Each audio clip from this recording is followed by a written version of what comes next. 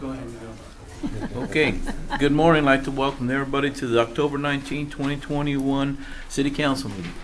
Harris de Carvalho. Here. Dayblind. Here. Soldner. Here. Bagwell. Here. Garza. Here. Pledge of Allegiance. I pledge allegiance to the flag of the United States of America and to the republic for which it stands, one nation, under God, indivisible, with liberty and justice for all. Our prayer will be given by Darrell Peterson from the Grace Christian Church.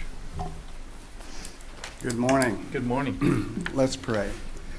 Dear Heavenly, most gracious Father, it's an honor to come before you today, Father, to pray for City Council, to pray for wisdom and guidance. And Father, we just thank you for the elections coming up.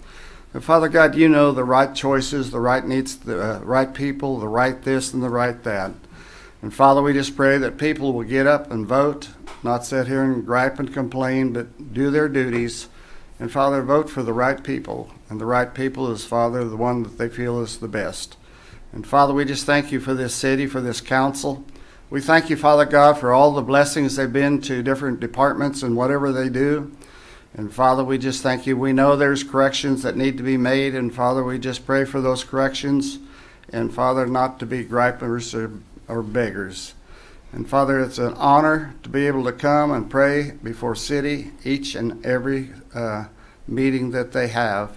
And we thank you for these things. In Jesus' name, amen. Amen. Item 4, awards presentation to the fire department. I'm not the fire chief. This is Todd Davis, Director of IT. We're having trouble with the audio for the presentation, and so I'm not absolutely certain this is going to work. And so I hate to do a lot of setup. What I want to do is bring up the chief and test. Okay. We tested it earlier. It worked, and then for some reason it stopped. That's technology. So I apologize. No problem. I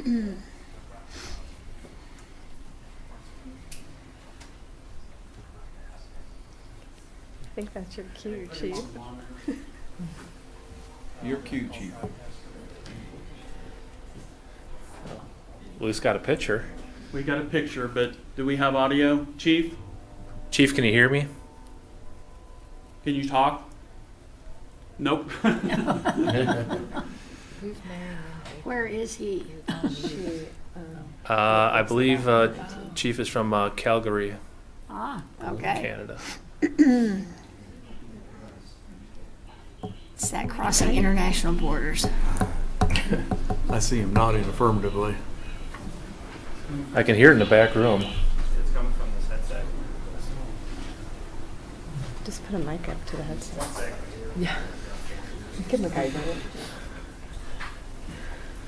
It always happens when you Oh, sure. Now try.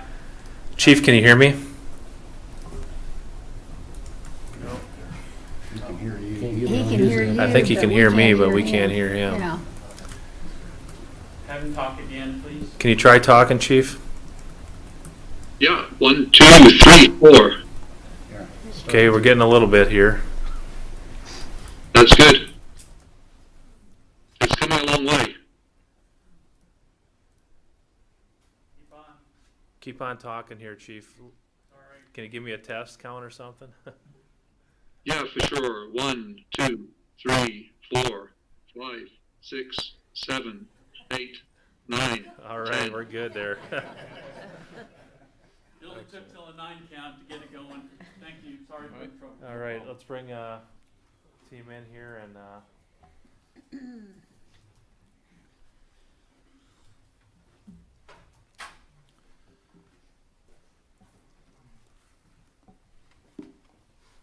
so Chief, I guess I'll turn it over to you right now. Sure. Yeah, thank you. Well, I'm really privileged to be here today with you at your council meeting because your fire department, the department that serves your community, the city of Hutchinson, was recently accredited with the Commission of Fire Accreditation International.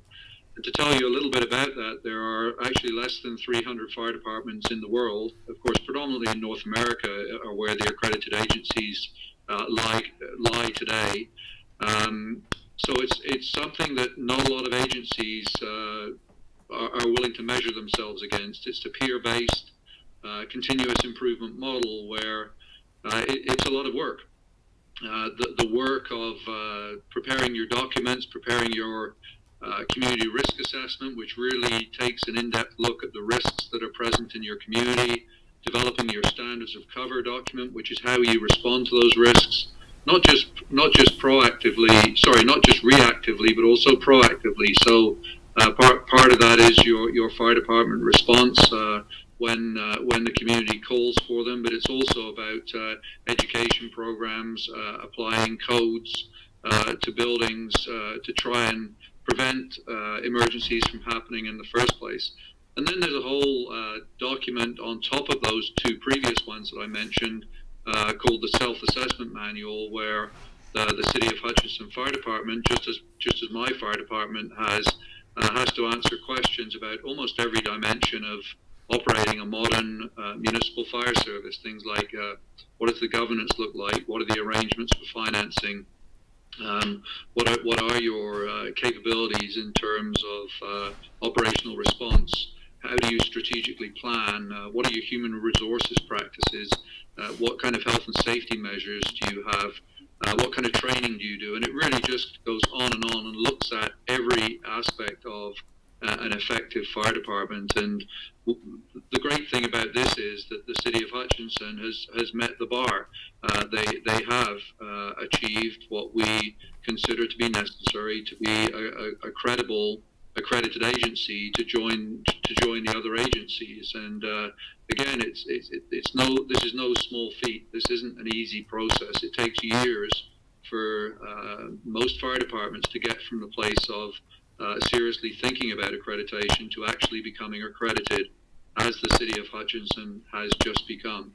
So it really is my pleasure to be here today to say how proud I am as the chief of an accredited agency. Actually, we've just completed our 5th cycle of accreditation, so we've been in this business for well over 20 years, and I can tell you, for my agency, which is an agency that serves nearly 1.3 million people, and is one of the larger agencies in Canada and North America, actually, it's been nothing but good for us in terms of knowing our business, knowing our risks, making sure that we invest the money that's provided to us by taxpayers wisely, and to make sure we are listening to our community and providing the kind of services that they require in a way that they require as well, or certainly as much as we can.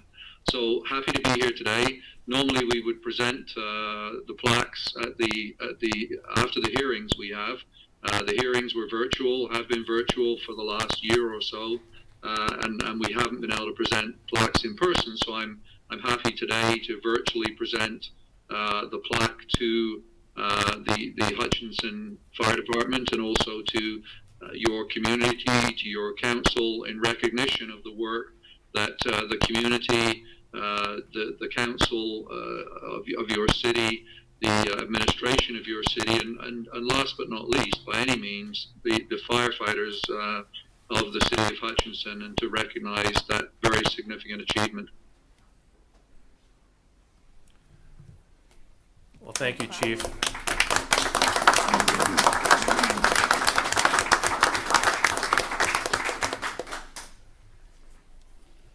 I guess it's sort of like the Super Bowl trophy in our business, so it's like, here we go. But no, it's just, I want to take a minute here and truly, again, this has been in the works for 4 years, and it's a big feat here. And this is part of my accreditation team, and I just want to take a time to introduce my team here that spent hours and hours working on this here to get us to this point here. And my accreditation manager, Chief Doug Haanen, led the process, led the team. And we get accredited every 5 years. So in 5 years, we got to get reaccredited. And so we want to have a mentor program in place here. So our next go around here is going to be Chief Martin in the back here. He's going to lead the accreditation team 5 years down the road. But we also have here Danny Chambers, Rebecca Mendoza, wave, probably can't see her in the back. Captain Breck Heller, Chief Albright over here. Administrative assistant here, Becky Bevilacqua, great part of our team. Fire Marshal Tony Arpin, called Breck. Yep. And our union president and Captain Troy Mueller. And I mentioned Danny Chambers. And we're missing Captain Kirshner. Anybody else we're missing?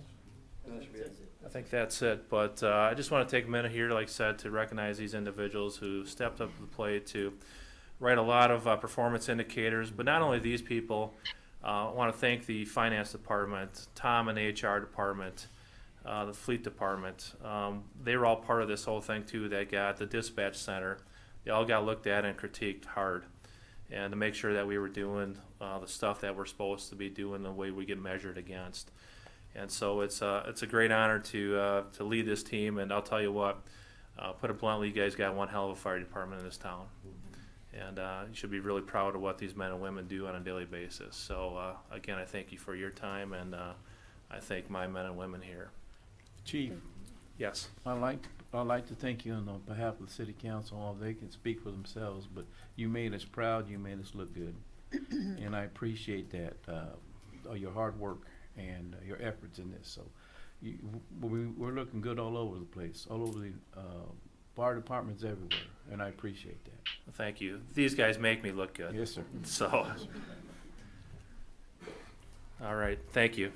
Congratulations.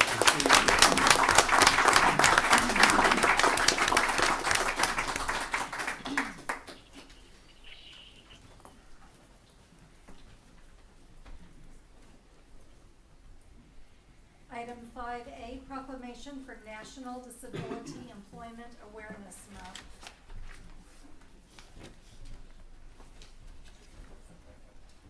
How are you, sir? I'm good. How are you? I'm good. Okay. On October 2021 makes the 76th anniversary of the National Disability Employment Awareness Month.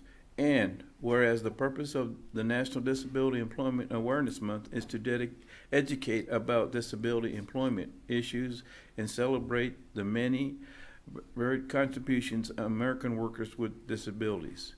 And whereas the history of the Disability Employment Awareness Month traces back to 1945, when Congress excited a law during the first week in October each year, National Employee Physical Handicap Week. And in 1962, the word physical was removed to acknowledge the employment needs of the contributions in individuals with all types of disabilities. And whereas 1988, Congress expanded the week of the month, changed the name of the National Disability Employment Awareness Month, and workers welcome to that talents of all people, including people with disabilities, are a critical part of our efforts to build inclusive community and strong economic. And whereas active during the month will reinforce the value and talent people with disabilities add to our workplace and communities, and from Hutchinson commitment to an inclusive community that increases access and opportunity to all, including individuals with disability. Now, therefore, I, Steve Garza, Mayor of Hudson, Kansas, do hereby recognize and commemorate the 76th anniversary of National Disability Employment Awareness Month in the city of Hudson, and call upon employers, schools, and other communities, organizations in Hudson to observe October with appreciation programs and activities to advance its important message that people with disabilities and value talent to our workplace and communities. And that the city of Hutchinson pledged to continue to take steps throughout the year to recruit, hire, and retain advantaged individuals with disabilities, and work to pursue the goals of opportunity, full participation in economic and self-sufficiency and independence living for people with disabilities. Oh, gosh, thank you, sir. Thank you. Thank you.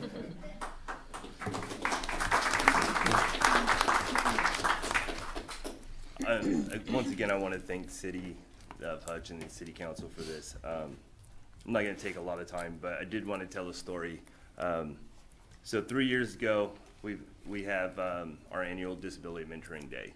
The last 2 years, it's had to be virtual.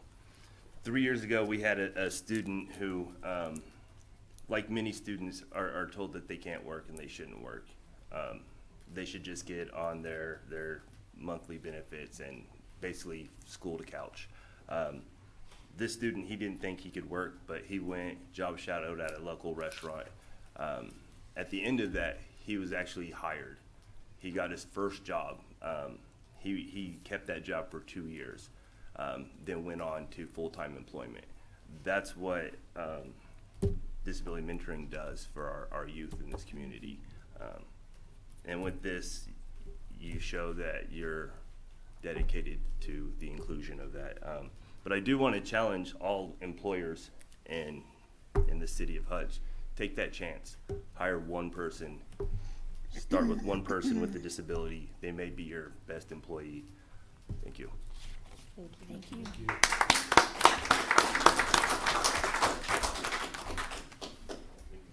Item 6, oral communications from the audience.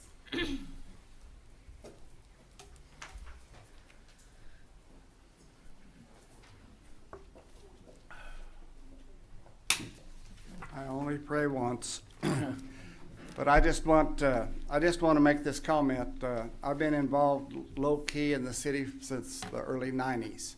And I want to say that I've seen the police department, I've seen the fire department, and I've seen all the other departments. But I want to say that we have got the best police department, fire department, and many other departments. And we ought to be proud of Hutchinson. Amen. Thank you. Thank you, Daryl. Did I give you my address? 805 East Avenue. We know you live here. We know where to find you.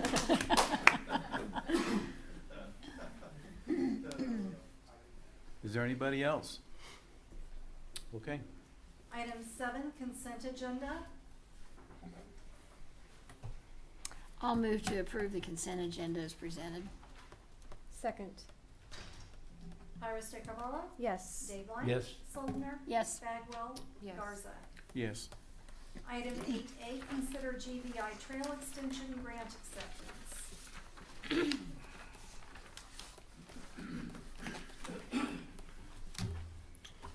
Good morning, Justin Combs, Director of Parks and Facilities. Hopefully my PowerPoint will get brought up here.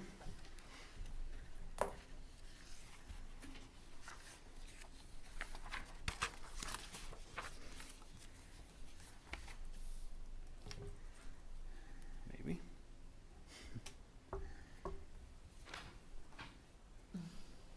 There we go. Yep. All right. So this agenda item is for the acceptance of a grant that we've been awarded through Kansas Wildlife and Parks for the extension of the GVI Trail west of Plum Street. So this graphic here just shows the entire trail section. This grant actually is not for this entire piece, just for the first half of this. So from Plum, so just to orientate you, this is Plum, this is the existing trailhead. So the piece this grant is for is this first half mile that does include a low water crossing here and then a connection to Kissawash Street through an existing city right-of-way or city easement that we have in a piece of property here. So, a little bit closer detail on the trail itself. So we are proposing to put the trail on the north side of the ditch. If you remember a couple years ago when we first had this conversation, Vitality team went door to door with some of the neighborhood there. The neighbors made it very clear they didn't want the trail in their backyard, which we fully understood. So we kind of pivoted at that point and really started looking at developing a trail on the north side of the ditch. So this project does include a crossing here, so there'll be a push button crossing. So it'd be one that's only activated when the button is pushed. And then we'd cross Plum and then go north. There's a little bridge here that there's enough room to get a trail through there, and then it would just go along the north side.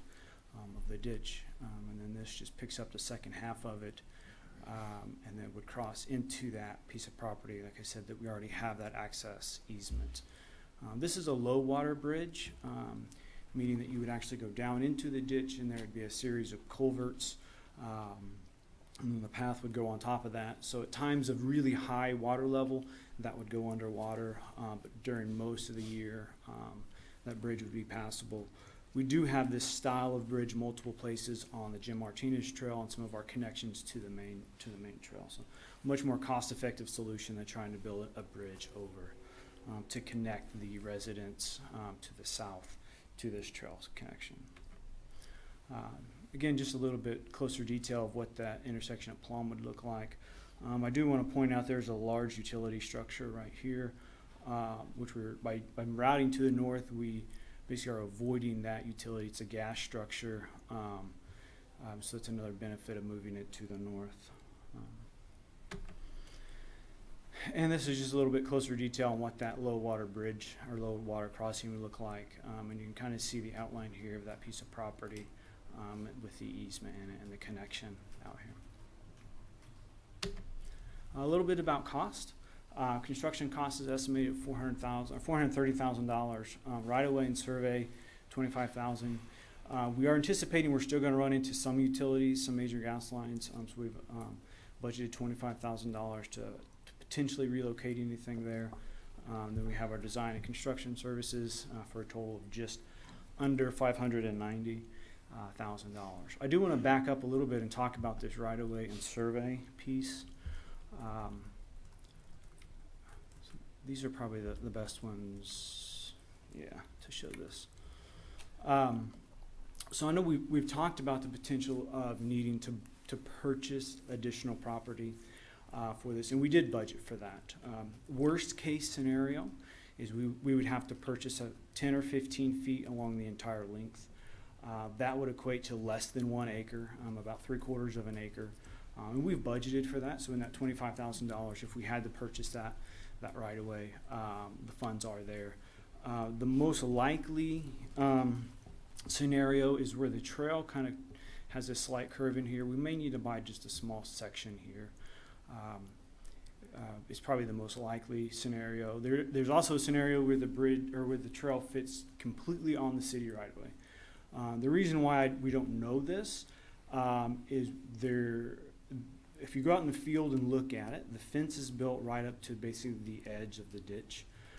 According to the engineer who designed the GVI trail, there is enough right-of-way there to build it. So we have cross-sections of the GVI.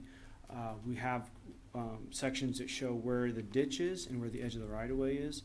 So if the GVI was built as he designed it, there is enough property there to build the trail. The only way to know this for sure is to have it surveyed. We got a quote on the survey. The survey was over $10,000, and it was instead of spending $10,000, we wanted to make sure the project was going to proceed before we did that. However, we are budgeting for worst case scenario, which would be to purchase less than 1 acre of land. We did talk to the property owner there. They did seem open to the idea of having the trail there and selling us the property.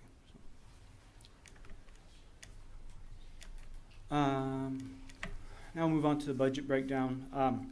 So this project was approved in the 2022 CIP budget for $380,000. The grant is $210,000. I'm using round numbers here for a total of $590,000. As a breakdown, 64% funded through grant funds, 46 through grant funds and 64 through City of Hutchinson. It is my recommendation to proceed with this grant award. The exact amount is $210,557.50. It's a weird number. The reason it's that is we were actually the last project selected, and so we had basically everything that was left was given to us. So we did ask for 50%, so we got a little bit less than we asked for, but still relatively close. So it is my recommendation to approve the grant award. Really all that would do is would set us in motion to start designing and then building this. If this approved, construction most likely then would happen probably summer or fall of 2022. Okay. I see we have a lot of citizens here. Does Willem like to speak on this? Can we ask a few questions Go ahead. before that? Go ahead. Okay. Justin, I had just a few questions. So, you know, I've gone by there and viewed it, but I'm curious, because I didn't measure it out. In comparison to trail location, distance from Heritage Estates, do you know what I'm talking about? That housing addition near 43rd and Plum. There's that trail behind.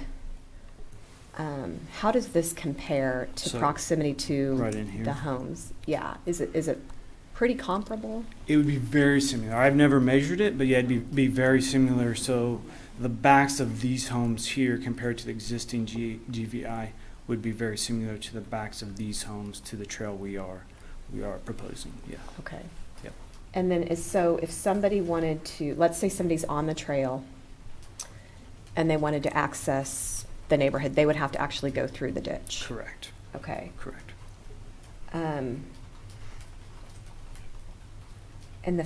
would there be fencing? Would we do any kind of fencing?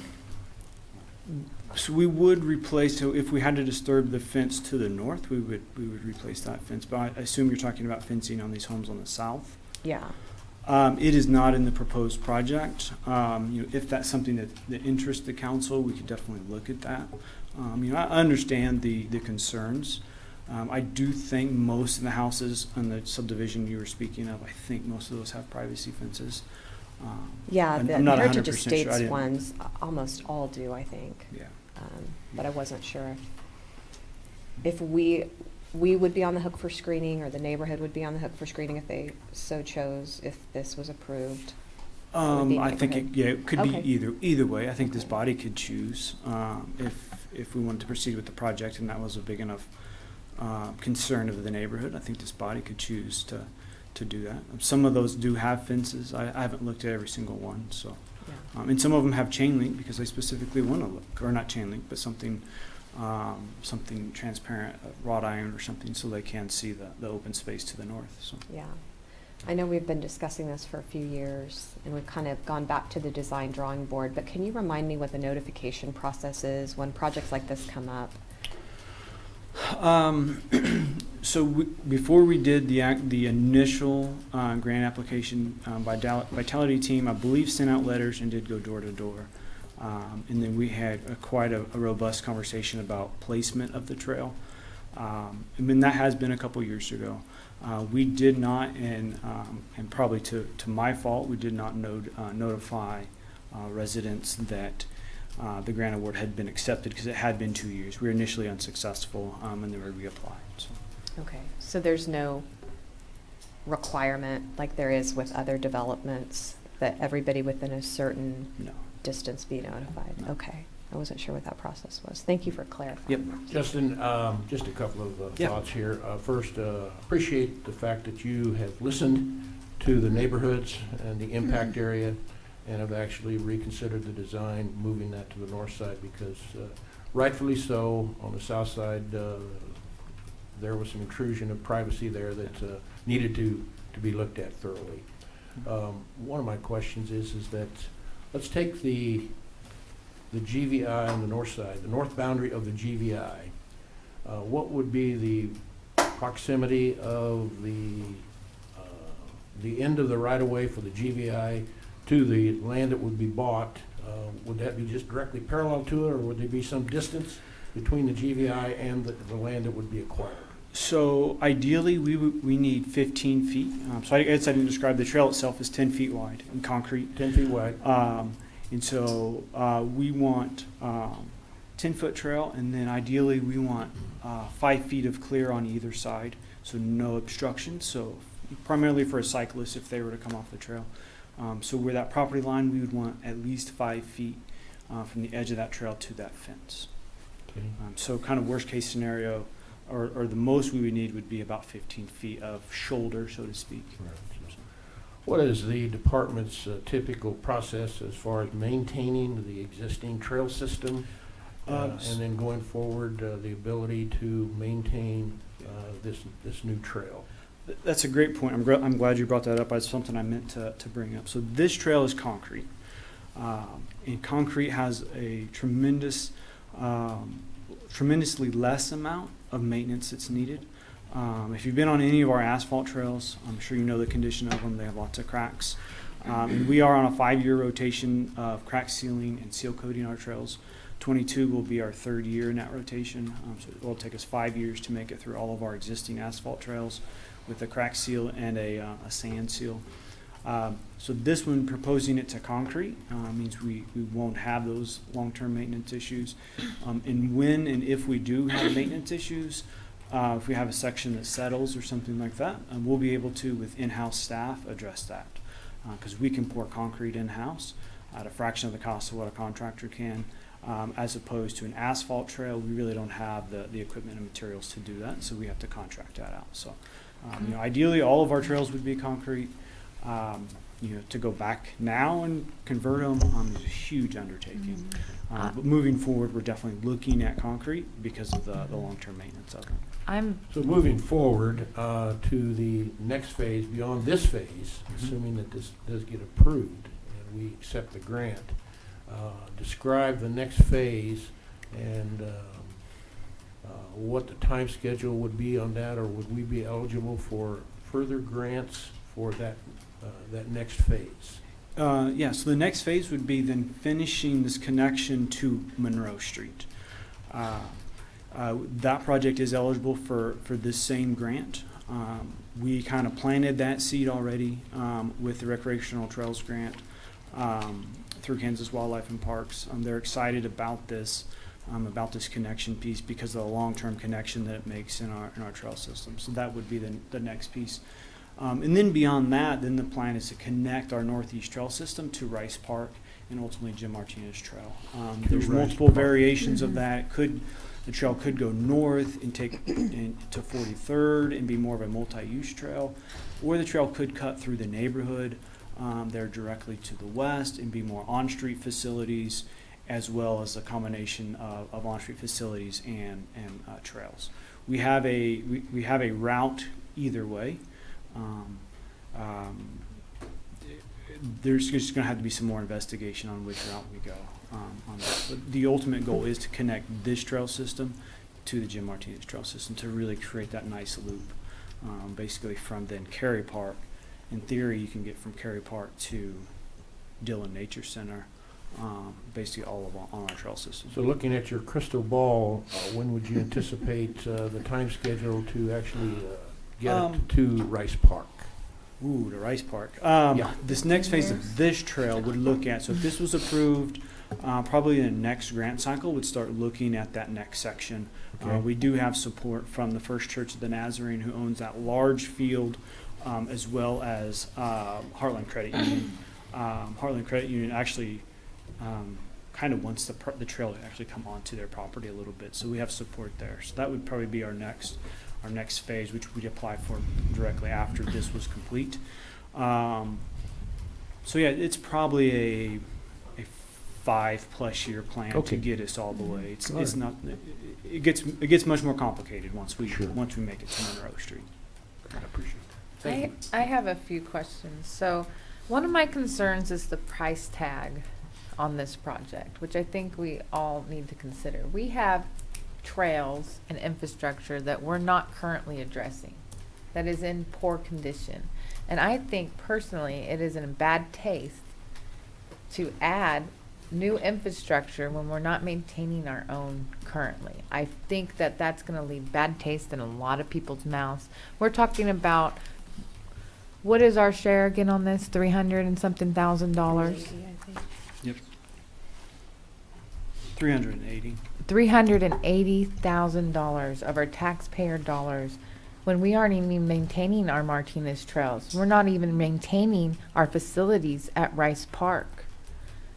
And I know a lot of you guys have had discussions about road diets and this and that, and you want to bring, you wanted to bring Maine down to 2 lanes, but yet you're putting up infrastructure that is going to cost our future taxpayers money. Because when you put something up, you have to continue to maintain that.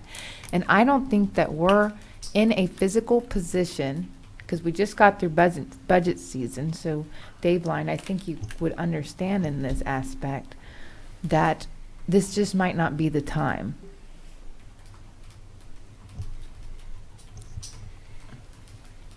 Well, I think we need to make a decision as a council, as a governing body, as far as the whole trail system itself. Yeah.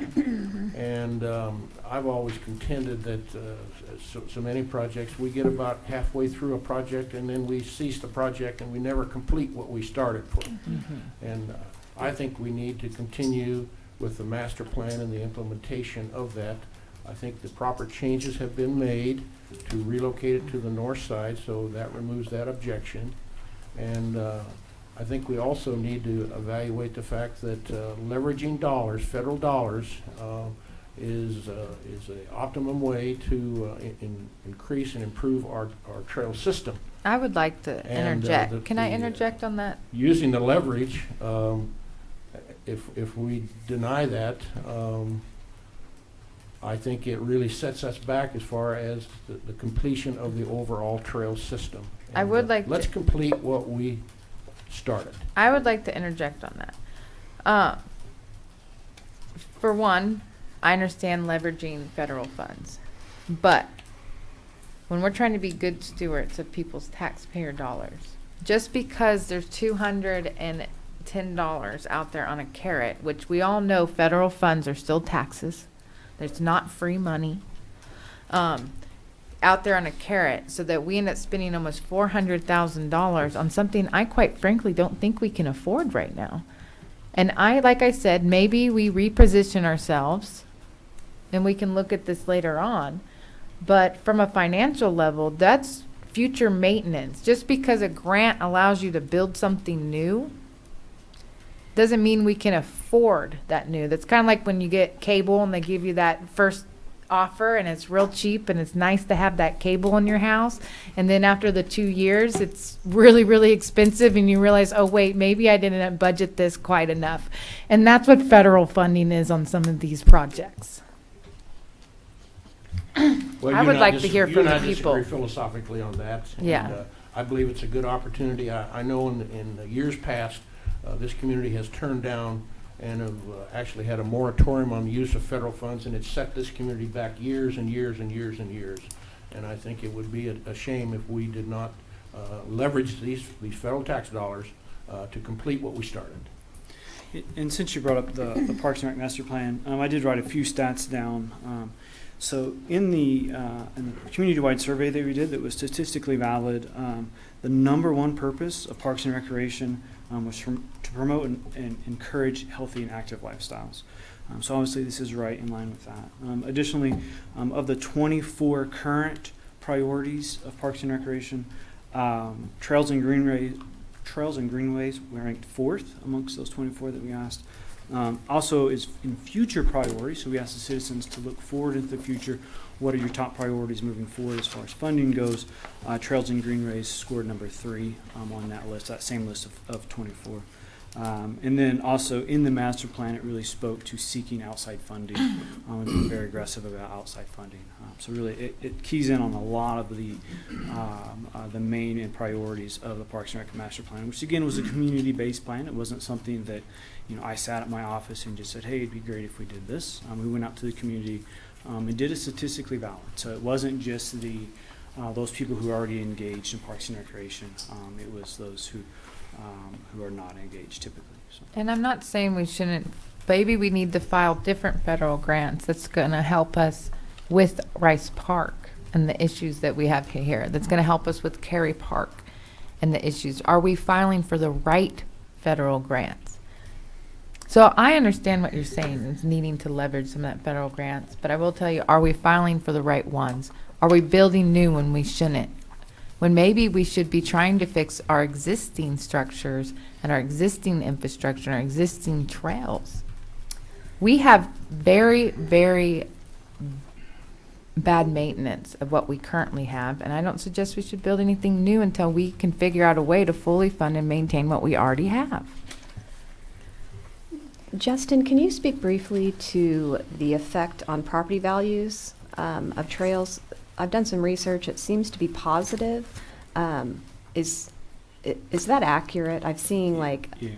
8 to 20% increase in appraisal value if you're in proximity to a trail, but I've seen other articles that are 1 to 4%. I don't know if there's. Yeah, I've seen them in that same range, so I don't know what the real number is, but there is definitely a correlation between property values and locations to parks and trails and green space. Another thing that we find out throughout the country, especially when it comes to trails, is that when trails are built, that it really creates the sense of place for the neighborhood, because that trail becomes that common piece that they see their neighbors out on the trail. In lots of cases, they are controversial before they go in. So rails to trails is a great example. The landowners don't want those rails to trails in their backyard. They go back 5 or 10 years later, and those same landowners are the primary users of the trail. And so it's not uncommon for trails to be controversial when they're built. Something that, being in Parks and Recreation, you always kind of expect, because it's new, and you are inviting people into a space that they haven't been typically. So right now, inviting people all along the GVI trail in a new place. So there are definitely some questions and some concerns there. So, Thank you. Jeff, Mr. Combs, what bothers me the most, you had surveys done and went door to door, right? Right? mm-hmm. Did you have a neighborhood meeting where everybody got together and spoke their what they did and what they liked? Because we faced this before. They don't want it in their backyards. Did you have a face-to-face meeting like we have here with the citizens? So we did have a meeting at the city council level so when we initially applied for the grant, and there were several residents that came and spoke at that point. So we did not do a standalone town hall type meeting, no. But we did give people an opportunity to speak on that initial grant application in this setting. Did you have any more meetings after that to follow up and make sure everybody's satisfied or had any questions about it? Did you have We any did more? not. Kind of walking away from that meeting, I felt comfortable, and council voted to approve the grant application as long as it was on the north side, away from the homes. Mm-hmm. I would like to hear from the people. Okay. Anything else, Mr. Combs? Anything else? Not at this time. Anything else, council? No. Okay. Let's listen. Open it up to the public. Mayor, council members, my name's Carolyn Gladden. I live in the Kisswall Village area. Yesterday, since Friday we found out about this trail, we were not certain where the trail was going to be, if it was going to be on the south side or the north side of the ditch. So I sought out the owners of the pasture land that is on the north side of the ditch from Plum, half a mile west. And I talked to 3 of the 4 owners of that land. None of them knew anything about the trail proposal on the north side of the ditch, and they told me personally that they had not been approached by anyone to put a trail or a concrete path on that north side of the ditch. The last person I spoke to was the actual owner of the land starting at the north side of the ditch and going 25 acres north. And their response was really not interested in having a concrete slab next to my pasture fence or in my pasture, and her main reason was liability. She explained to me, I'm not a farmer, but she explained to me that if someone would get into their land, get on some of their equipment, have an accident, that farmer is actually liable for the incident and the problem thereof. And so they were also concerned that if there was a concrete slab there, that how many people would use that for fireworks, and how much danger would that cause them, south wind, blowing across their pasture. So from what I heard, they've never been informed about this trail. Okay, thank you. Thank you.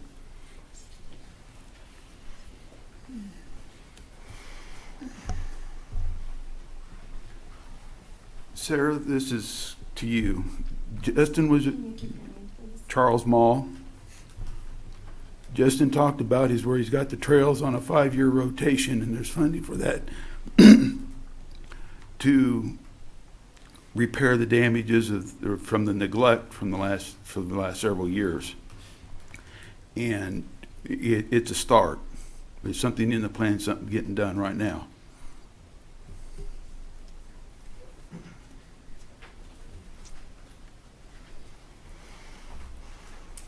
Hello, Melissa Sides, 10 Kissawah Village Road. I live on the north end. I'm actually the third house from this little easement that's going to go in. I had something prepared, and I don't even know what to say. This is my third time, I think, in front of the city council on this issue. I do appreciate that it's being moved to the north side. I do appreciate that. And I always start with, I am not opposed to trails at all. I'm just opposed to a trail that's in my backyard. I bought my house 14 years ago. I'm the longest resident in this Kissawah second edition.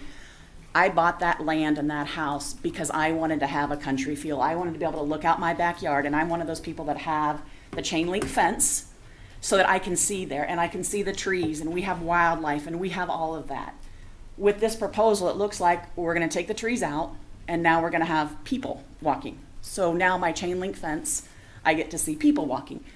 Again, not a bad idea, you know, but that's not why I bought the house. I really feel like it's going to be a detriment to us. We have a pool. Many people along this area now have pools that did not 3 years ago. Now, is that another liability for us? Because now we have a trail that it's a ditch away. So can those people now come over, get in our pool? Now we're liable? More than, because in the front they can't see it, but in the back, so now I'm putting up another fence. There's just a lot to this, and I get very upset. As I was sitting here in this meeting, my heart rate watch went off and said, your rate is way too high, because it just fires me up. I mean, I've spent 14 years there, and it's the third time we've gone through this, and I'm not opposed to it. My question is this: if we put that easement in right there beside that house, where are the people going to park that want to access that trail? In front of our houses, in that field across there, in our yards. Where are they going to park? Okay. You guys talked about, you know, the neighborhoods that's become a social gathering place. You got a ditch between us. We're not going to go across the ditch to talk to our neighbors. We're out front and talking to our neighbors.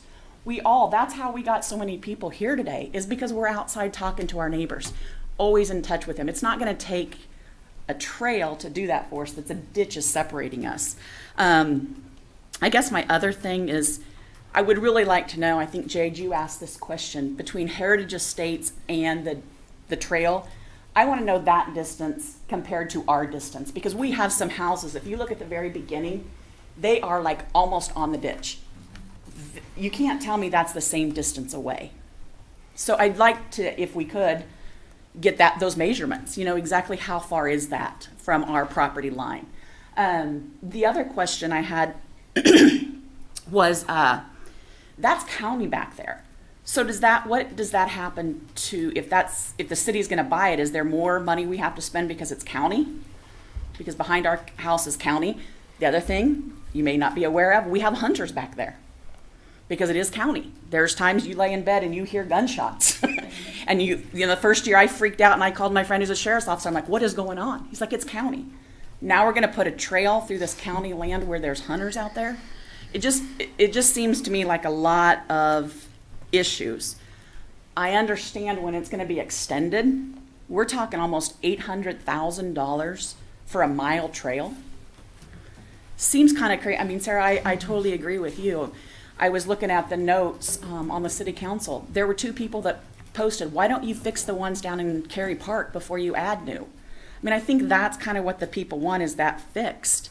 I don't access the trails because we have a beautiful walking up there in the neighborhood. I don't need a trail.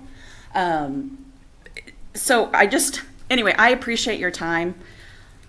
I just think about, you know, when you look at Heartland Credit Union, that was in the newspaper article and it was in the paper you were sent. They're all for it. Well, they might be for it, but they don't live there. Okay, Melissa Sides, who lives in that neighborhood, is totally against this project. Thank you.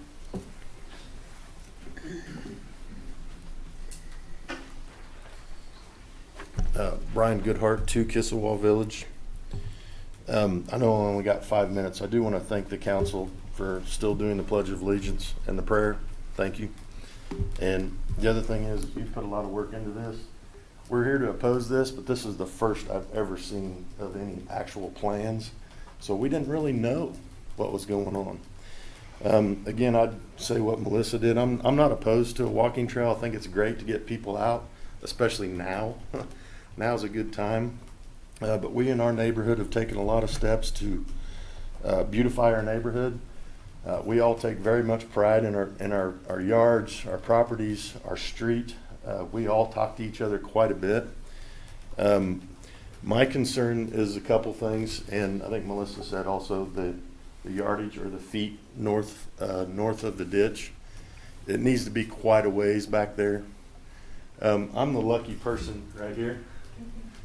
I'm the lucky guy right there that will have a bridge on my property, or excuse me, it won't be on my property, but it'll be right next to me. And one thing is true. The little semicircle right here will become a parking lot, I guarantee you. And then also a question, I don't know if I'm allowed to ask questions, but who will be responsible for maintaining that? Because right now there is no maintenance of that lot, and it's an eyesore. It really is. We take pride in our neighborhood. We want to continue to take pride in our neighborhood. I just think that there needs to be a lot more thought into this, and I appreciate the opportunity to talk about it, because Vitality Reno County, there's a lot of good people on that, and I am so thankful that there are people that care about this community. This community has become really stale in a lot of ways, and Vitality Reno County is very important. But there was not a single, if we raised hands out here, who was talked to about this, who got a signature or saw anybody from that? You raise your hand if you did? Not a single one. So there actually was no door-to-door on the people on Kissawall Village north side. There was no door-to-door. And you would think that this poor guy right here probably should have had somebody come talk to him. And I heard from nobody. So the last thing I would say is thank you for talking about maintaining what we currently have. I've walked the trail many times on the other side of Plum. It's not maintained. It's a sticker patch. And the bridge, I believe that is south of Plum Creek. There's been plenty of graffiti on there. I'm not going to have a bridge next to my property with graffiti. I just won't. I work very hard on my property, and I will continue to. But if this comes in there, I'm not going to be a parking lot, and I'm not going to take care of the property. So, thank you. Thank you. Hey, Justin, do you mind quickly addressing the concerns about parking? I know there is a trailhead on the east side of Plum, but I think those are pretty valid concerns about where parking might occur. I mean, I know anybody can park on the street, but we won't own that, or will we own that lot where? So yeah, there's kind of two questions there. So this piece right here is privately owned, but there's a city access easement, so a permanent easement there. So to address a concern about current maintenance, because the city doesn't own it, we're not maintaining it. Obviously, if we build a trail there, then we'll take on the mowing of that small area. How's that going to hinder selling that area if there's a big walking trail the city owns and the city access easement?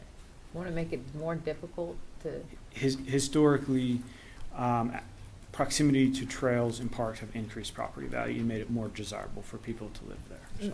I'm not talking about the trail. I'm talking about easements. I know a lot of time people don't like buying properties. So this piece will never be easements. Yeah.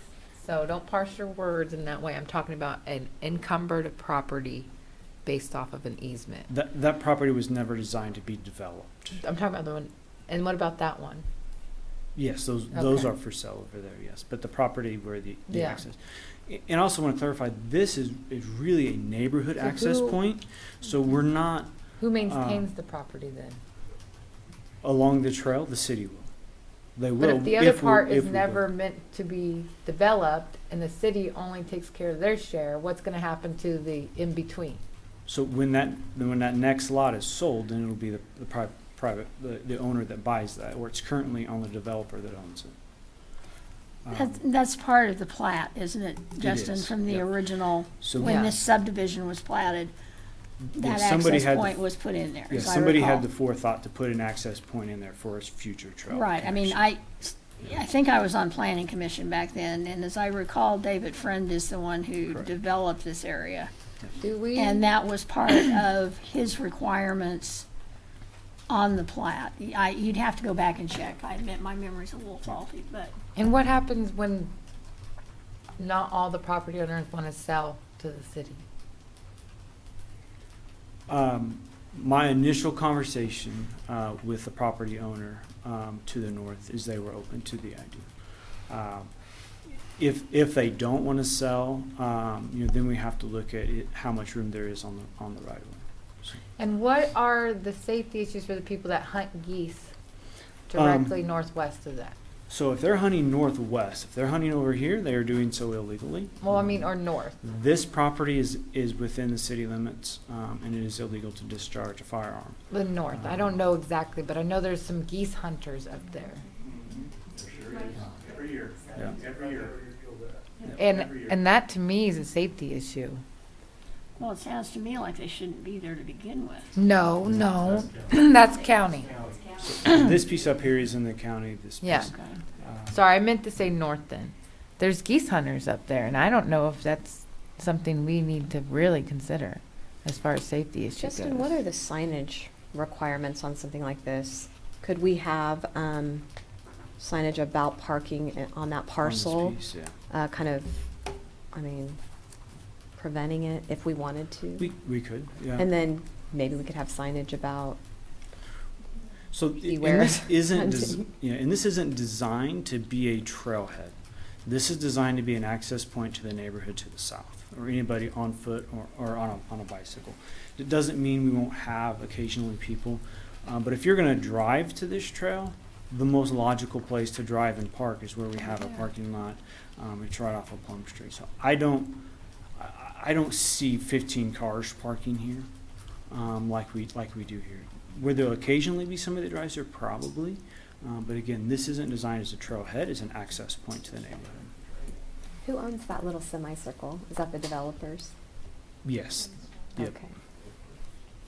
Yep. So this was all developed, I believe, by Jim Strawn. So all these open pieces Okay. would be Strawn development.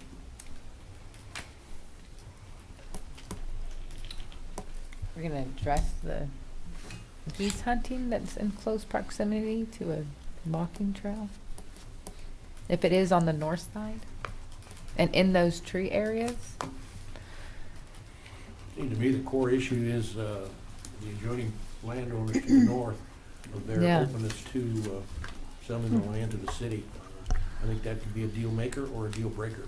Yeah, it's definitely a major concern, and I get the concern. I truly do understand it, and I'm just in that position of trying to do what's best for the community, Yeah. and I do understand the concerns of the neighborhood. So I don't want to feel like I'm shoving this down the neighborhood's throat for any by any means. But this is just kind of what the plan shows, what we've talked about for a long time, and to continue the growth of our trail system. Again, in line with all the documents, all the master planning we've done. And so it's a tough conversation, I get it. Tough decision you five have to make. But I don't want to be insensitive to those neighbors because there is some real concern there. Yeah, I think we have more speakers.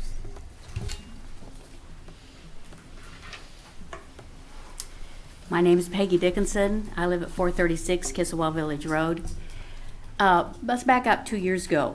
2 years ago, when this all started, he talks about that there was a survey taken to see if people were interested in having a trail run through there.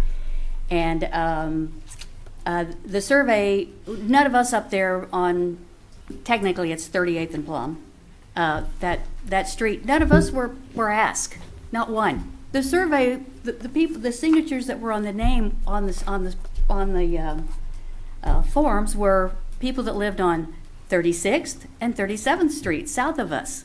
They didn't come. It just happened that one of our neighbors was outside. Some guy was going through and said, happened to overhear the conversation down there. That's how we found out about it. And for some reason, that survey that 2 years ago is the one that says, yeah, all the people want the trail. And that's not us that have our names on there, that we're not the ones. And back to the lady that owns the land north of this trail. Yesterday, I am not interested in selling my land. She doesn't want to let go of it because of the liability situation. And then the second thing is the cost.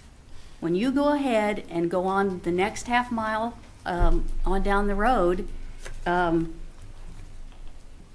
it's going to get up to $800,000, like they say. That's, to me, the cost is just prohibitive right now.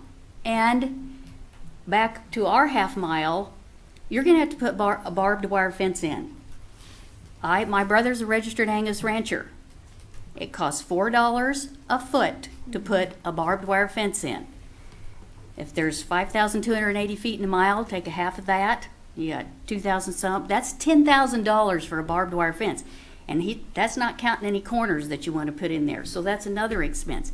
I don't think all the expenses have been undertaken here if we go ahead and put that in. So I just think there's a safety issue right now with the goose hunters, with the proximity to our homes. Our privacy is, we all went out there because we wanted the privacy. And I like trails too. I like sports. But there's so many of us there, and I don't think you're going to get the land anyway. I don't think she's going to, they're sisters, and I don't think they're going to sell to you.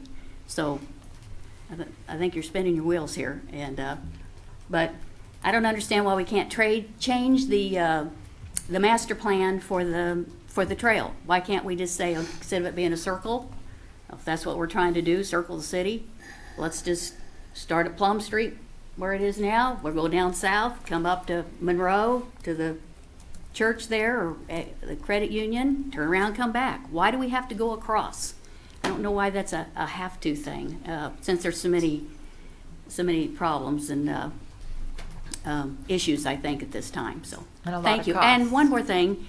Thank you for all of you that we called and emailed. We didn't find out about this until 1 p.m. on Friday. That was greatly appreciated that you listened to us and got back to us in a timely manner. So thank you very much.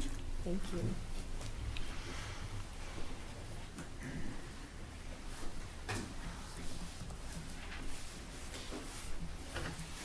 Good morning, Council and Mayor. My name is Bob Ward, and I live at 220 Kissawah Village Road. And first of all, I want to thank the Council, Mayor, all of you, for bringing this to the light and let us be a voice from our city and the people who live in this area that's going to be directly affected. We have already gone through the problems of the existing trails. If you walked them, can I ask how many of you have actually walked the trails? Every have day. you walked the trails? Every day. Okay. Well, I'm going to tell you, it's it's a mess. There's stickers on the sides, so the dogs won't go out there. So they go on the sidewalks. The maintenance is not there. That's one of the problems. The problems of the high weeds, the trees, this type of thing. We've had all types of, I guess it's confrontations in the Cary Park area. That the people who live in this area up here are pretty much retired people. They're concerned about late evening, who's coming down that trail. Is it lighted? Is it protected from my property? There's a lot of concerns in there. for the older people that live in those areas. I think the project, I agree with having the trails. I totally do that. But I have to really agree with Sarah on the price of this thing. If we're going to spend $800,000 down there, we've got a road that's 800 feet long, and we have been 7 years trying to get that fixed. Just on deaf ears. They came in there, squirted a little oil on it, put some chat down, and called it good. It didn't fix the road. It just antagonized it. So I don't think we have this kind of money in the city of Hutchinson. We've got a lot of problems here that we need to get fixed first. And I don't think we need to spend $800,000 on a bike and a walk path. I think we need to take care of what we have. And not all grants. I worked for 25 years with grants. And you know as well as I do, grants are not 100%. They might be 20-80, 40-60, 50-50, whatever. So we have to come up with the other share. I think right now, we're not in a position to come up with that extra share. I think we need to table this. If we need to address it at a later time, so be it. I think the idea was pretty good about why does the trail have to make a complete circle? I think there's too many ifs in this to go ahead and move forward with it. I think we just need to, it's my understanding that the action here today is for the council to either approve or disapprove the grant. It's my understanding too that if it is to proceed with the walkway, that it is definitely on the north side of the waterway. And I think we've already found out that we have some problems with the landowner that seemingly they said they have contacted, but they're unaware of it. So I think there's too many things in here that are unknown for us to move forward on this project. So thank you for your time here. Thank you. Can we, I want to ask Justin a question real quick. Is there a way to postpone this until we could get a status, like talk to the landowners? We could table this for one meeting or two meetings, and I could have that conversation again with the property owner to the north. If that would make everyone feel more comfortable.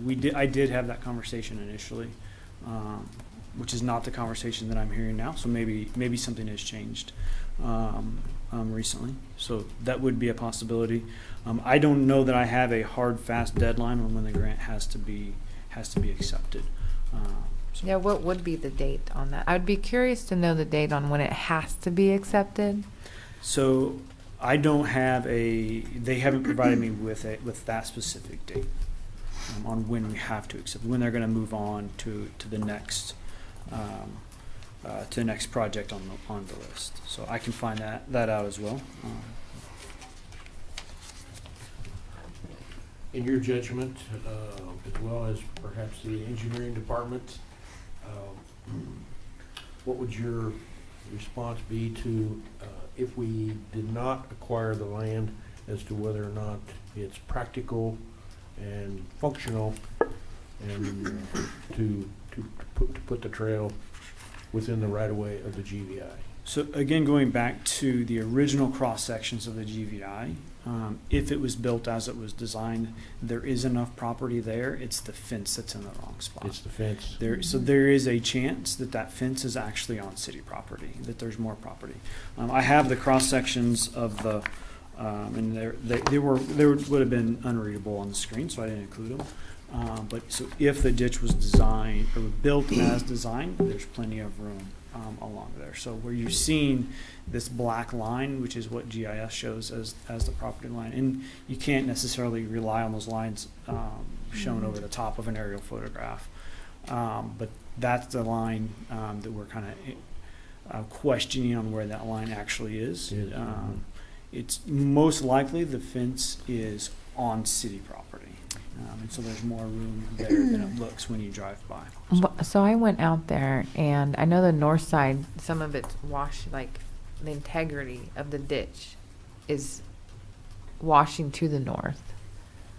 So I would let you know that there is some falling in on that north side of the ditch, which could have expanded the ditch from what you're seeing here.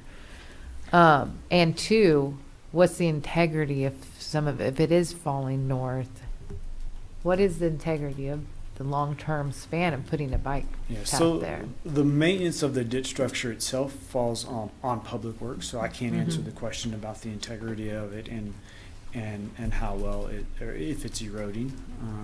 So we do the mowing of it right now. We took that over a few years ago from Public Works, but the ditch itself is maintained by Public Works. So I can't answer the question about the integrity of that. So. I think, is there more speakers? Okay. Good morning. Rhonda Kretzer. I live at 14 Kisselaw Village Road. Thank you, Council and Mayor. A couple of my concerns. One is not only do we have the geese, the hunting and everything that takes place here, but along here throughout the year, there are cattle on this property. You put a walking trail there and you get some young kids on a trail and you start antagonizing cattle or bulls and you've got a barbed wire fence, you're asking for trouble. You've got a chance that these cattle are going to be hurt, kids hurt, those cows or that bull trying to get through that fence. I grew up on a farm. I've seen a very angry bull. And that's open all night long. We don't know what type of people are going to come down there. I used to live north of Rice Park. And when my kids were younger, we would go and we would ride that trail. We would walk that trail. The trash, the graffiti, and the drug paraphernalia was unbelievable. I am the 5th house down, and when we bought this in 2018, we had not any clue about a trail. We had not heard any word until we started meeting our neighbors. And if we would have known that before we bought, there's no way I could have talked my husband into buying that house. He's very much about taking care of property, having our privacy. Our neighborhood is very quiet. Any point in time, it doesn't matter what time of year. We've got people riding bikes, walking, their kids, their dogs, us getting out and standing and chit-chatting. We've got people that will take our lawn chairs and go down to the neighbor's house. It's not like there's no activity or exercise that is taking place along our street. People park over here. They'll go do the trail and then they'll come back and they'll go along our street and ride. And it's a safety issue. A bunch of ours, I'm sure it will be lit because I read that. A bunch of ours, our bedrooms are on the north side of our houses. I don't want light coming in my bedroom at night when I'm trying to sleep. Another thing that is very concerning for me is that they said that they would put a push button activated light across here. I work for Hutchinson Community College. And I just started there in January, but at 12th and Plum, there's employee student parking lot. I was almost hit one day walking through that flashing yellow light, even paying attention. And I had someone coming across the street and these 2 young boys were too busy looking at her. She got past in front of their car and they took off. And I was so close to them, I could have laid my hand on his driver's window. You've got 40-mile-an-hour traffic coming down Plum Street. I can guarantee you somebody's going to be hit because they're not going to be paying attention to that stoplight or that flashing yellow light. They did an article in our Hutchinson Community College Collegian 2 articles ago about this. We've had 2 people hit in that crosswalk. People don't pay attention. They get focused, and there's a difference between 20 miles an hour and 40 miles an hour. And we've got young kids, we've got elderly people out walking their animals. And I think that the yellow flashing light it's not, there will be some that will stop, but there's going to be a lot that are going to blow through that, and somebody is going to get hit. And so I am against it. I just think that it's going to bring problems into our neighborhood, And I am just not for it. And once again, up until Melissa said something to me on Friday, I have never gotten a call or a visit from anybody regarding this. So thank you for your time. Is there anybody else? Okay, well, I've been sitting here quiet, and I ran on hearing people's voices. I think we need to make, and I've always said this, City of Hutch needs to make more efforts to let the people know what's going on. They need to have neighborhood meetings. They need to have like this where people come in. And as far as I'm concerned, we sign everybody in, so that way we have proof that if we sign you in, hey, here's your name, you came to this meeting. We need to do a better job in that. You came and showed your voices today, and that's what I believe in. I want to hear your voices. I want to hear town meetings in every neighborhood when we're going to put a project in your backyard. It's the same thing I thought about the roundabout. We got to let you know what's going on, especially if it's in your backyard. You got to hear your voices. You're the taxpayer. We just okay the money. But you're the people that live there and pay the taxes. You pay the taxes on $800,000. You got to let us know what you want and what you need. We don't need to be forcing things on you. You know me, and when I talk, I talk. So that's why I ran. I think we need to be more and have community meetings with our citizens where things are going to be happening at. So if there's anybody else that want to speak about this at all? Okay, any citizen? Go ahead. Yes, ma'am. Come on up. So I'm Holly Cooprider, 108 Kissawah Village Road. My husband and I are very active as far as running, walking, taking our dogs, biking. I love to bike. I will bike miles upon miles, but I will not use our trails. They're so worn. It's not, to me, it's safer to be out on 43rd riding with traffic that's going 55 versus using our trails that we have that we cannot maintain right now. So for us, for our family, we are active, but we don't use our trails mainly because we cannot maintain what we have. Okay, thank you. Anybody else?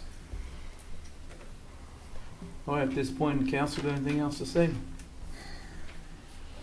I would encourage the council to either not approve or to delay a decision on this.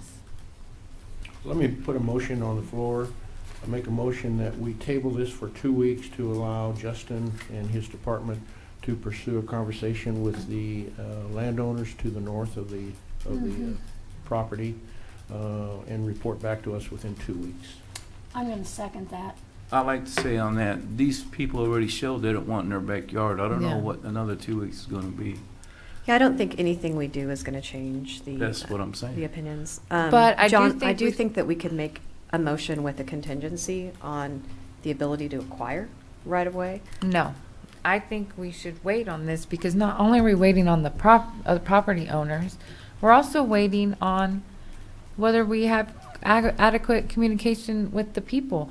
And two, I would like to say that none of you who are going to vote this and accept this are up for re-election. You have nothing. You're retiring, and you Sarah, have nothing. Sarah, you have nothing to lose that's or any out of accountability bounds. to the people. That's out of bounds. No, but you don't That because is you're going out against of what the people bounds. want, and there's a lot of people who think that we don't already maintain what we have. I'm not arguing that, but that is an out of bounds statement. You're making an assumption that you really do not know. I find that very annoying. I'm just saying the council has had a lot of times where we just don't listen, do we? No, Sarah, you don't. I respect your point about process and yours as well, Mayor. Justin, this is no reflection of the work you've done because it's not currently in our process to require town halls. I think in the last year it's become pretty clear that we need to probably look at how we engage with communities or neighborhoods around what they consider to be major disruptors, even if we don't see it that way. So I definitely think there's some process improvements, and we need to be engaging better. I disagree, Sarah, with your contention that we're not accountable. I think that you can make decisions based on one meeting, or you can make decisions based on, master plans and strategy and engagement with the community as a whole. And there's always going to be trade-offs. There's always going to be disagreements onto what the best decision is, but I don't think it's reflective of one of us not caring. I care deeply about this community. I know Nancy and John do, and they're term limiting it out too. But we have heard for years from the young professionals, from the Vitality team, from those in Parks and Recreation about the importance of investing in trails. And I know that's easy for me to say because I don't live over there. And I do use those trails every day. I find them to be fantastic. I live near Lorraine and 20th, and I can hop on the trail and go by Dillon's and go all the way around. And I think, as John pointed out, why don't we finish what we started and have the political will to follow through with what the people said in that master plan they wanted. I also did want to address the stickers situation because I find that to be really irritating as well, but we have this problem in some of our parks. And it's because of a lack of irrigation, and it wouldn't be financially feasible to irrigate the entire city adjacent to the trail system or every park. So I would just recommend, if you're going to be on a trail, to walk on the trail and not right adjacent to it. So those are just a few comments I wanted to make. If we vote against what the neighborhood wants, it's not that we're not listening, it's that we've listened and talked about this for years and years and years. I would say that you're not listening, and I would say that there's a lot of community members that think that $800,000 to complete a mile, when we're not taking care of we're not taking care of our infrastructure. Sarah, from that perspective, we could never do anything in this community. That's not true. Because that we can't do anything until everything else is perfect. If and we I'm had not a really willing, nice Rice Park, I guarantee you people would be out there using it, but they don't. I use Rice Park almost every weekend. And it's and I don't even live on that side and of the town. tennis courts are an eyesore. And we're doing something to address that. And we're at a very slow rate and there's walking trails that are dilapidated. If we actually took care of what we had, it would be different. Of our quality of life, we've got some real problems that I think we should objectively look at this in the next step, and to try to politicize this thing. That's never been an issue here on the city council, and I hope it never is allowed. That let's talk about the positive, constructive things that we have in our park system, and I think we have a wonderful park system. It's not perfect. Every community has those limitations, and so to degrade our current system, I think, sends the wrong message to the community and the public that this town is deteriorating, and it is not deteriorating. And I really challenge that position of yours that we're not maintaining what we already have. I think we're doing as adequate a job, and I think the general public would agree that we have a good quality park system, and we need to continue to enhance that. We have a motion on the floor. Let's go ahead and vote on the motion, which was to give Justin 2 weeks to do some further research to bring it back. At that point in time, we can either vote it up or down. Well, my concern is that we're not going to be able, all these people have come to speak. They're not going to want to come back in 2 weeks. And so they're in this holding pattern. I mean, they're taking time out of their... They'll be here. Okay. You heard us loud and clear, what we want. Loud and clear. Each and every one of you heard us loud and clear. I think you need to take that into consideration. Thank you. Well, I have the names of the homeowners, of the landowners, if the council would like to have them. I believe Justin has that as well, so. I'd like to know who he's talking to. What's the expectation of the council as far as these communications? Because to a certain degree, they're going to be private communications. We're not going to be able to explain what those communications were back to the public if we're just talking about discussions to the adjacent property owner. And it's my understanding that we could probably just as easily find out that the trail isn't going to require acquisition of additional properties. So that could very well come back in the next meeting as a determinant. I don't want us to miss swinging at the ball here on this, and I think we understand the communications that need to occur. There are other opportunities for the public in instances like these. I've been through, I'm going to say at least 100 of these. And generally they involve injunctions. They require a review of diminished property arguments. Sometimes that comes into play. Those are very valid points that everyone's bringing up. I'm glad we're talking about it. But as far as the expectation of everybody in the room when we come back in 2 weeks, it may be that we inform everyone that we don't need to acquire additional properties to do this. So just everyone be prepared for that. Thank you. My point of view is they told us loud and clear they don't want in their backyard. We should have had more meetings about this. I think I've heard loud and clear what they want. They don't want it in their backyard, so. I'm gonna motion to not accept the recreational trail program grant for 200. You can't, you got a 10,000. motion on the floor. You have to vote on it before you can make a second motion. Am I Who made right, the Paul? motion? Right, I made the motion. Nancy All right. seconded. yes. Okay. Vote on the And that's motion. the extent, to extend it? For 2 weeks, That's yes. to And it's extend not it an out ex- to Justin to talk table. with. Let me go back and find it here.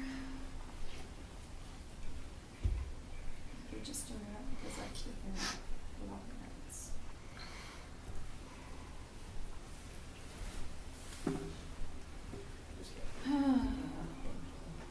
Sorry, it's taking, okay. Councilmember Dave Line made a motion to table the matter for 2 weeks to allow Justin and his department to pursue conversation with the landowner north of the property and report back in 2 weeks, second by Soldner.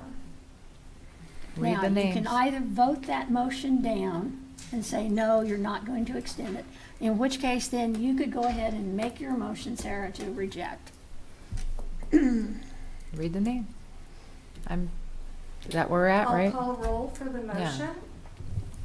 Iris De Carvalho, Yes. Dave Line, Yes? Soldner, Yes. Bagwell, Yes. Garza. No.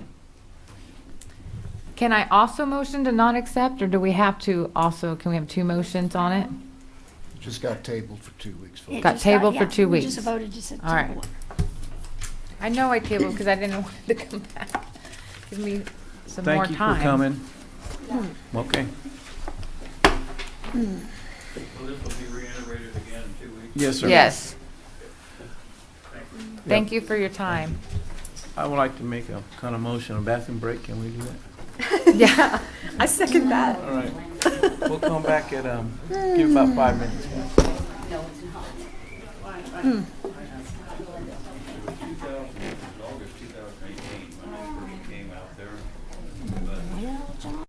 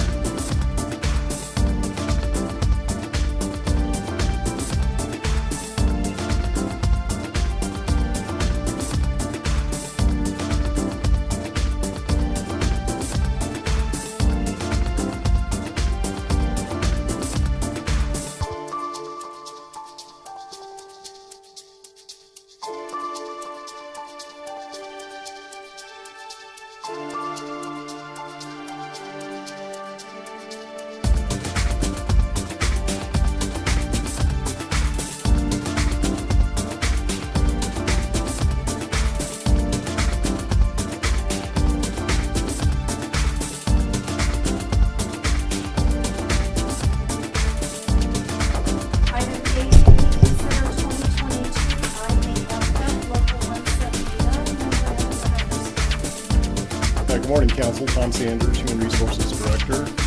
I'm happy to be here with you this morning to discuss our product of our negotiations, if you will, with IAF Local 179 for the 2022 contract year. During negotiations, most of the effort this year was involved in revising language in the MOU to provide better clarity, to eliminate some redundancies, or remove some outdated information, and then also codify several existing past practices. We also added a couple new articles where it was really beneficial to do so. And then last but not least, we also worked together with the union to reorder the flow of the document to hopefully make it much more user-friendly. Some of the more significant modifications include some updated language on management rights, which hopefully better delineates those areas of the employment relationship that aren't really subject to collective bargaining. The grievance procedure, several new pieces of language were added with it. Again, we added some language to clarify that all grievances that are filed must be done so by the approved executive board of the local union, rather than, say, for example, a state or a national organization or an individual, quite frankly. And then also a process to clarify and define a grievance if it's submitted that's kind of vague and non-specific, which occasionally happens. We also, to hopefully control cost, we added language to modify the arbitration panel if we get to that point with a grievance, to limit the list to those arbitrators that are located either in Kansas, Oklahoma, Missouri, or Nebraska. This should do a couple things. It should help reduce costs for travel and those kinds of things, which can be pretty expensive, but also, probably more importantly, hopefully those arbitrators will be more familiar with Kansas public sector labor relations law. So, because there's pretty wide differences across the states in the United States. If you're pulling somebody out of New York or Minnesota or wherever, it's completely different than Kansas. So hopefully that'll help. We also added language to define both the burden of proof and the standard of evidence when we get to arbitration, which will also be helpful to any arbitrator that comes in. And also, the last kind of probably major revision was that the final decision maker for the grievance process is going to be the city manager versus the city council. Again, that helps reduce legal costs, helps expedite the resolution of the process. And when both sides talked, we also really felt that if we need to, district court's a much more appropriate forum to have an appeal of the city manager's decision. So. Renegotiation, that's Article 32. This is revised language that's similar to what's in our current MOU. You might recall we added, tweaked the language last year to kind of deal with the COVID and all the unforeseen things that may come with that. So this kind of just models after that, and it broadens the scope of renegotiation. So in case the city gets to the point where we have a major loss of revenue, that it's broadened to include all wages and benefits rather than the older language, which really just mentions the wage scale, which is a pretty vague kind of thing. So what is that exactly? So hopefully this gives a better definition to that process. Probationary period, it codifies the past practice of having a 12-month probationary period for new hires. Also adds some language to allow extension of probation for absences that are unforeseen, and then also just marginal performance. It also consolidates language that's found in the current Article 22, which covers probationary periods for those promotional appointments. Also, the Appendix B has been updated to reflect the wage scale movement, which is 2% for firefighters, 1% for captains. Appendix C, the merit matrix, has been updated to reflect a 3% pool for 2022. And then probably the biggest change is the new Appendix E, which is the wildland firefighting deployment bonus. This provides provisions for firefighters who get deployed under certain events that are covered by the Kansas Forest Service, to receive a lump sum bonus. That's the difference between what they were, what the normal pay here at the city would be, and then what we get reimbursed, or the hourly rate that they get to charge to the federal government or whoever the agency is. The city, gets its cost reimbursed in full. So all reimbursements for payroll taxes, pension, benefit costs, and all that get covered. There's also an administrative fee that we get reimbursed for that the city retains. It also provides, this fire chief, has full discretion on participation, assignments, duration of assignments, those kinds of things. So, and the city can discontinue the participation at any time. So I think, it's good language. It rewards those employees that are going out on these deployments and doing really hard work, but provides them a bonus for going and able to do that that's revenue neutral for the city. So. Hey, Tom, one and then- moment, or one question on that. Sure. So in the past, have we just pocketed the difference? Not by intention, but because of that, Yeah. that qualm in the contract? Right. That's exactly what's been happening. And which is a good segue into the letter of agreement that was also included. One of the things that the union approached us about was, hey, can we make this active in 2021? After we kind of had settled on the language and were comfortable that everything was going to be revenue neutral, we said, why not? And I think by last count, we've had 11 firefighters that have been deployed this year. So some of them for several weeks. Again, it's a nice little bonus for the employee. Doesn't cost the city anything. They're getting great experience. Which they, as you all know, wildland firefighting is a big issue here. So I think that really benefits everybody. So, and I don't know, Chief Beer, if you have anything more to add on that you want to touch on, but. We are brand new into this program here. We're a year and a half into the program here. And I think the goal of this whole program, when we looked at joining it up with Kansas Forestry Service, was to take our existing wildland program, and I had an extensive conversation with the city manager on this, is to take our wildland program and try to take it off the local taxpayers and fund it all through the federal government through these deployments. And so by the end of next year, in our wildland account here, once we get paid out by the government for the 2 fires we were on this year, we're going to have a chunk of money in that account here to buy future brush trucks and take them out of the MRF from off the local city taxpayers. Okay. And we're even talking about buying one of our pickup trucks out of there. So we're trying to fund even our tenders probably, to fund a bunch of our fire trucks and stuff through this program and take it out of the MRF on off our local taxpayers. So I think all in all, it's a zero-sum game for everybody in the city, but the value that these men and women bring back to Hutch here is priceless. Just to see their excitement and what they bring back to their skill level to the local area here is just it's a game changer for us and how we fight wildland fires. So, Chief, I was really happy to see this, the bonus be applied retroactively and be given directly to the officers. That's a great change. I did have a question on staffing. When you do those deployments, it doesn't cause overtime costs locally for others, does it? they pay for backfill too. Okay. On the cost here. So yeah, any of the costs is part of the agreement. all taken care And of. so, like I said, it's a zero-sum game across the board. That's fantastic. Which is and sometimes you just say no if they don't want to do that. We just say no, and we won't go on that deployment here. But the last couple of years have been so bad across this country that they're begging for people to come out. And I appreciate all Tom's help, HR, and Troy's here today too with President Local 400.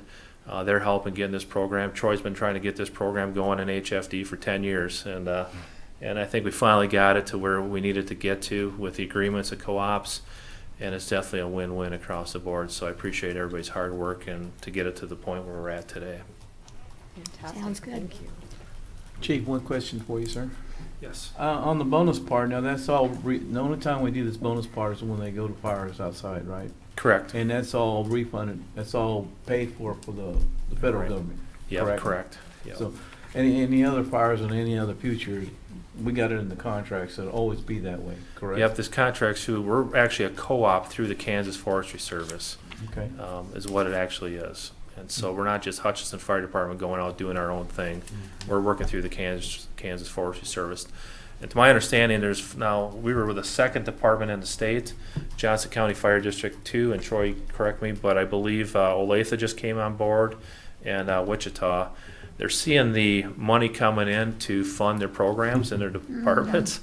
And so more and more departments are getting on board, and I see Troy shaking his head, so that's where we are. I'm gonna take this opportunity for both of you two. I'm really happy that you two work together, together as a union and a unit. It makes a better system. I appreciate that. Well, everything we do, Mayor, is at management labor. You'll see on every one of our fire trucks or my pickup truck, we have the union sticker right next to the International Association of Fire Chiefs, and it's all about working shoulder to shoulder. Troy and I talk daily, sometimes 3 times a day. We try to solve all the issues before they become a big issue, and it's all about communications. Yes, and we got a great president and a great union, and it's fun when you come to work and you have that relationship. So it's kudos to 179 and President Troy Mueller. I agree. Thank you. Yeah, and speaking on behalf of the whole negotiating team, I'd just echo that. I mean, it's a lot of work goes into these negotiations every year on both sides, and this year has been very positive and productive, and so I really tip my hat to Troy and his team as well. So, and with that, if there's any more questions, I'd be happy to try to answer them as best I can. So.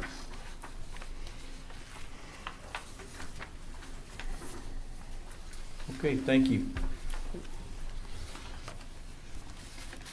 I move to approve the 2022 Memorandum of Understanding with the IAFF Local 179 Bargaining Unit and authorize the mayor to sign. Second.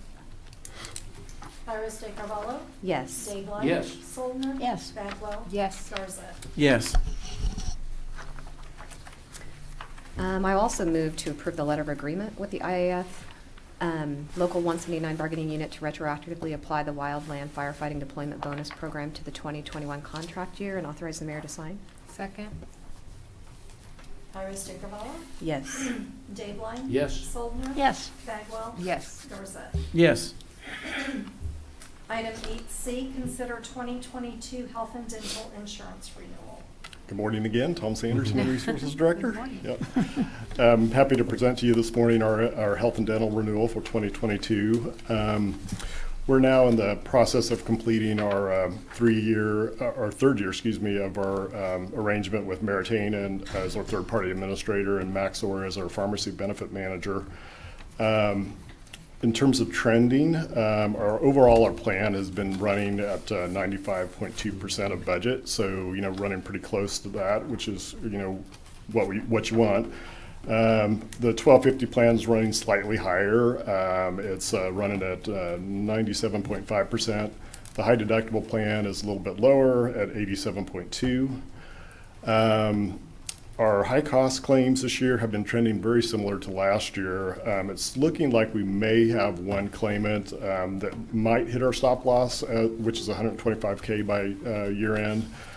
So again, that's a good trend. We have not seen a lot of high cost claimants, which is always a good thing. In terms of our renewal, our consultants, they crunch a lot of numbers and the actuaries really work hard at it. And USI is, when they go through that process, they analyze 24 months of data. They look at also at industry projections for medical inflation, which for next year is looking to be around 7.4%. They also, which is kind of a unique feature for our program, is we look at our pharmacy rebate program and build those savings in as well, which next year we project that to be somewhere around $182,000, which is a significant chunk of change.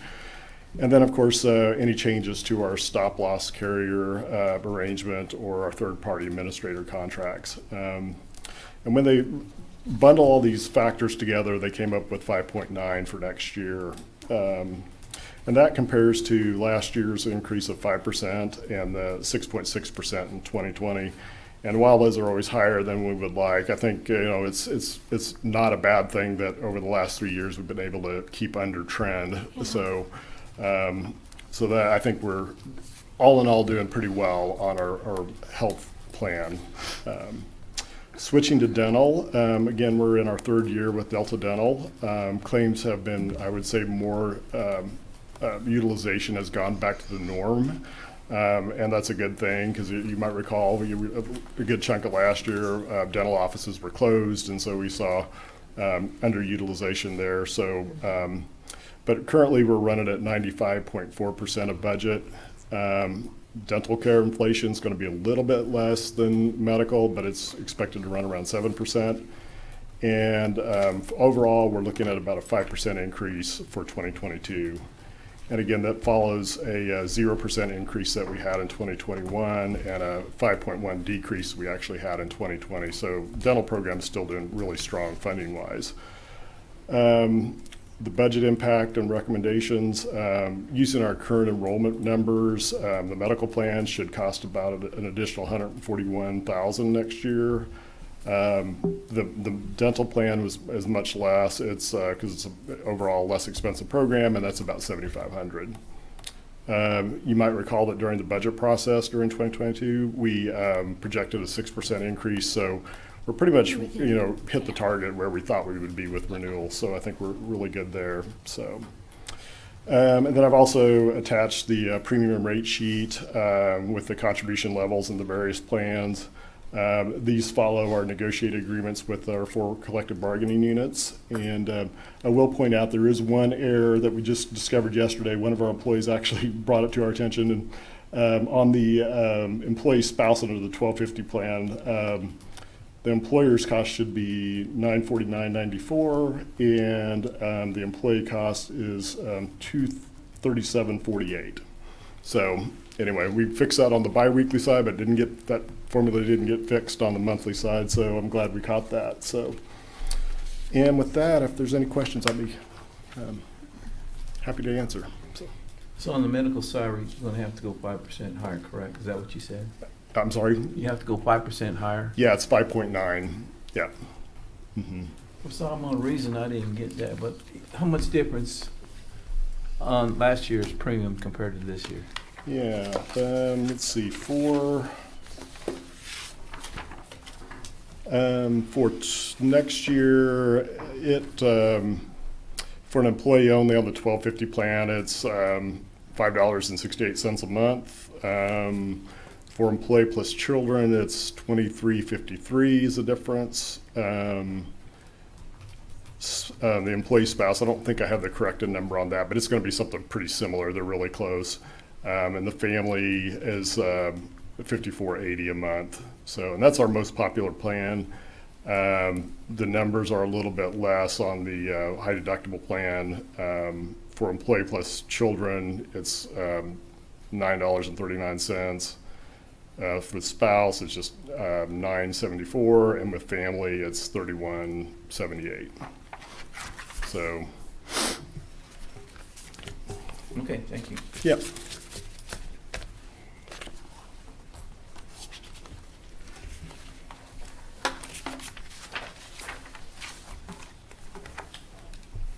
I guess we're ready for a motion to approve the proposed health and dental programs for 2022 and authorize staff to execute the group health and dental insurance plan contracts. Second.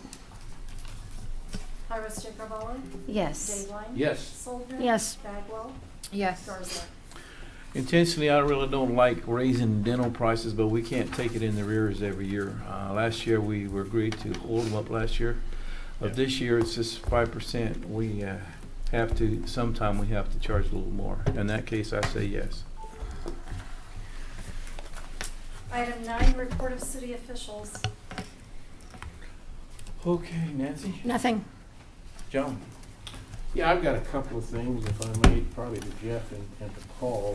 First is interested in knowing how the negotiations are going with the railroads regarding the Cow Creek flood control project, as far as our ongoing negotiations with the railroads.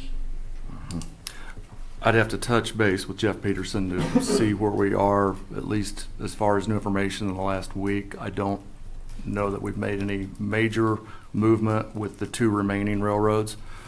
I know we've 2 had, remaining railroads? yeah, 3 in total. Out of the 3 or 4? 3 for sure. 3, okay. Yeah. So I know that we've got some forward movement. I know that one of the others has indicated that they're taking it back up to management with some element of support in that discussion, but I don't really know what that means or equates to in dollars yet. So I would say it's constructive. We're having positive discussions, but it's not back yet with anything inked. Are there any particular primary issues that need to be resolved to reach an agreement specifically?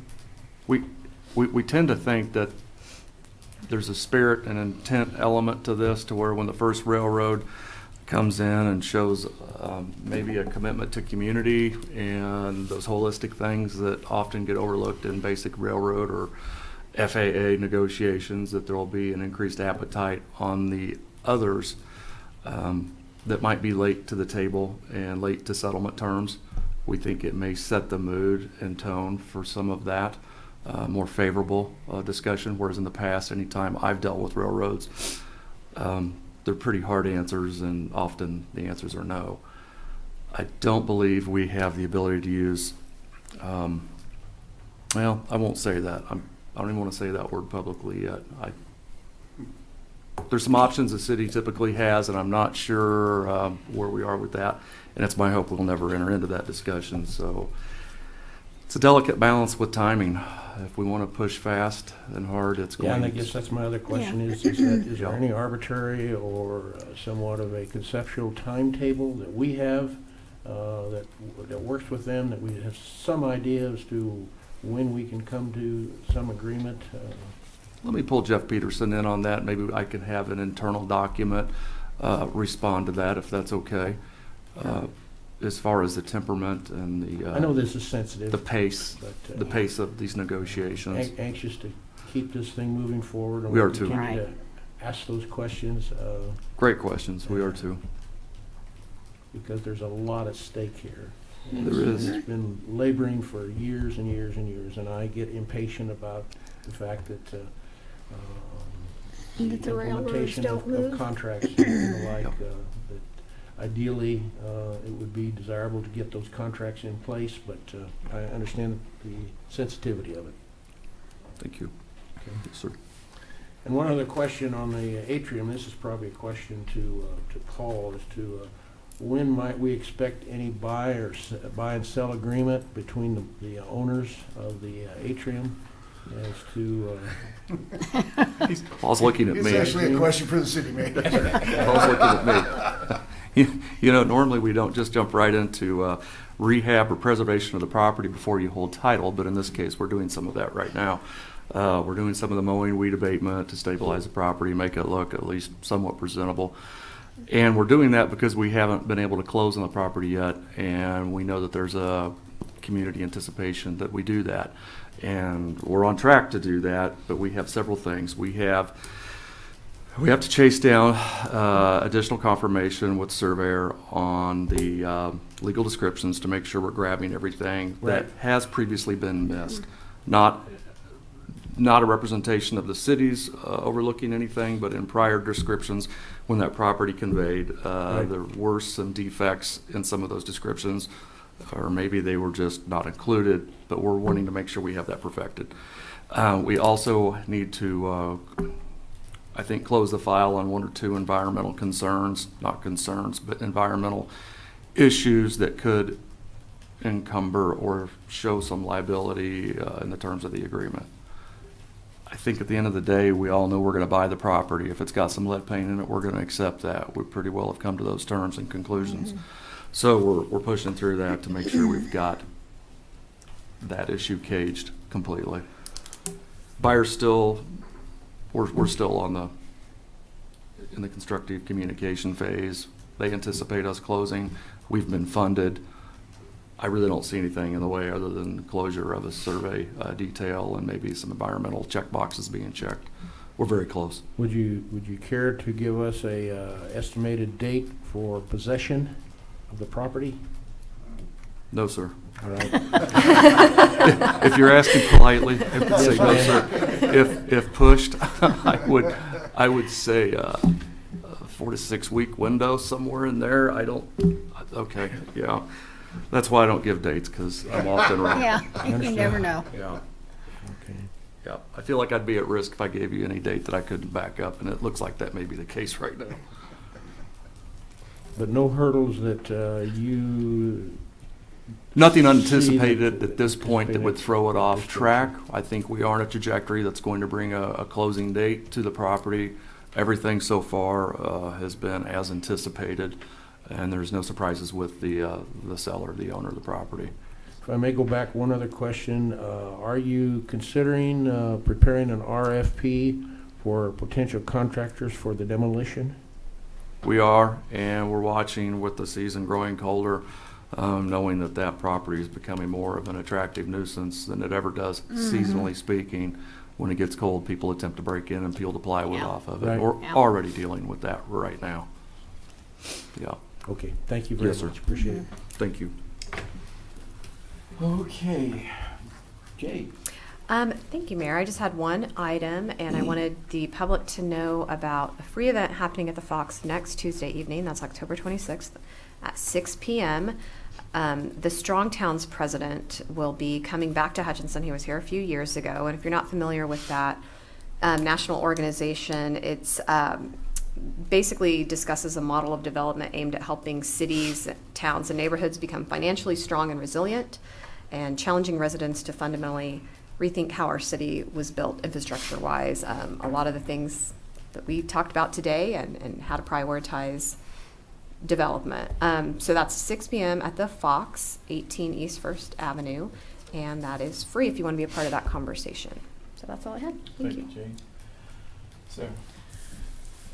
I know I asked this last time, but the POW flag to be flown at Severance Street roundabout, has there been any discussion or any progress with yay, nay, or? Let me report internally on where that stands. We have had communication on it. I don't know, I can't give you an installation date Okay. sitting here right now, but I think I probably could if I was able to communicate with the department. My next one's for Chief Hooper over there. Any progress with the loud cars at Orchard Park? Because now I've been getting complaints from people also off of Halsted Road from them going between the park and 30th and Halsted in their loud exhaust pipes. We took significant action up there and dedicated a lot of manpower to that, and we have not had any complaints from that area. Nobody has reported to our beat officers or to us directly that problem has not been resolved. So Well, from what I in the heard last, sorry to cut you off. no, sorry. if there are, we do occasionally get complaints of people driving up and down various streets and towns with loud mufflers or loud Yeah. cars. We've received a couple of those, and we check on those on an individual basis. But as far as the car club that was causing those problems Yeah. up in Orchard Park, I believe we've, at least for the time being, resolved that issue.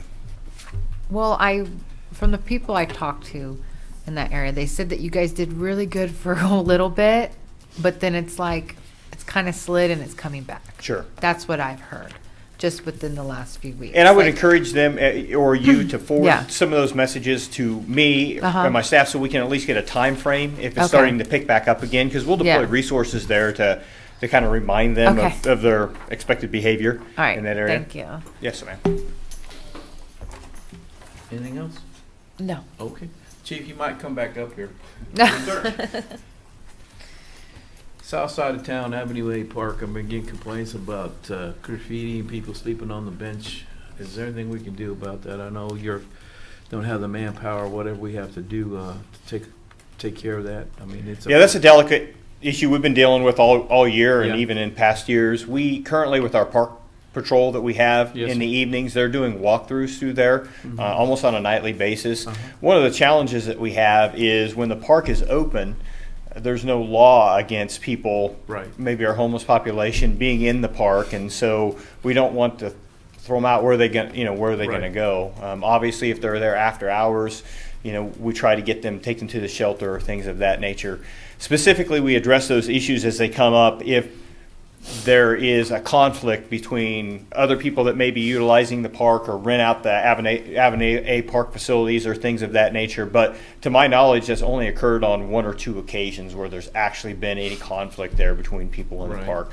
I think that the biggest concern is just the appearance, Right. when people want to bring their families and things in the park. And it's a community issue, Right. not just a law enforcement issue, and that what do we do and how do we resolve our homeless population? Where do we take them? What services are available to them? And unfortunately, some people that are in that situation, they don't want services. That's the way they choose to live. And so we're trying to balance the rights of everybody and the use of that park. I agree. And I think, as far as the graffiti stuff, wouldn't you think that's a park issue to clean Yeah, up? obviously that's damage to property. They're Right. damaging city property. If we would catch anybody doing that, obviously we'd take appropriate action. I don't believe that's our homeless population that's doing Right. that. Mostly likely that's probably juveniles Right. that are committing that.